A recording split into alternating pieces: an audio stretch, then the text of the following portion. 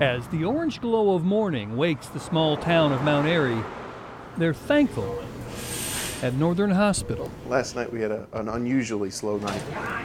Most nights it's an emotional thing. Are not. You know, this is a serious problem. People are dying needlessly. Young people, people that have a future, make a mistake. It's all accidental.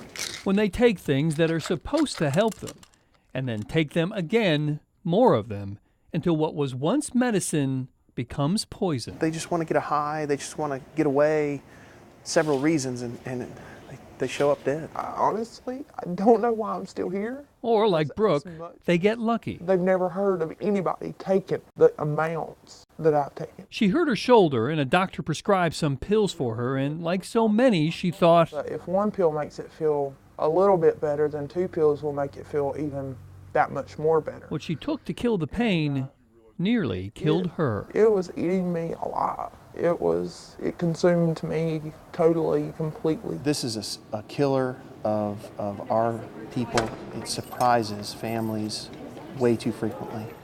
How's everyone doing this evening?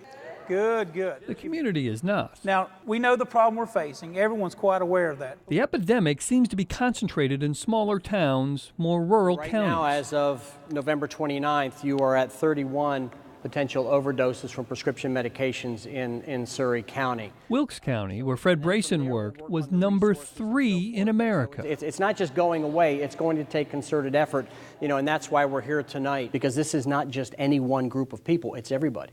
The deaths that we've had in Wilkes are anywhere from 17 to 72.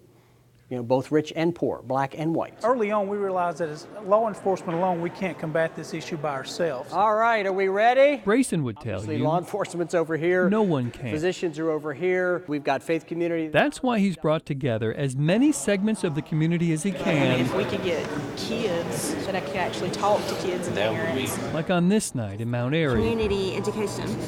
Each with its own idea. When you were talking about education. Of how to combat the problem. Yeah, it's important. But what venue do we take? Do we take it sitting in the office?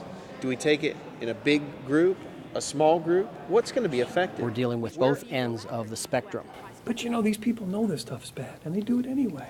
Well, the problem with that is it's got addictive properties. So that once it gets attached to their brain receptors are saying one thing: I need to have the drug.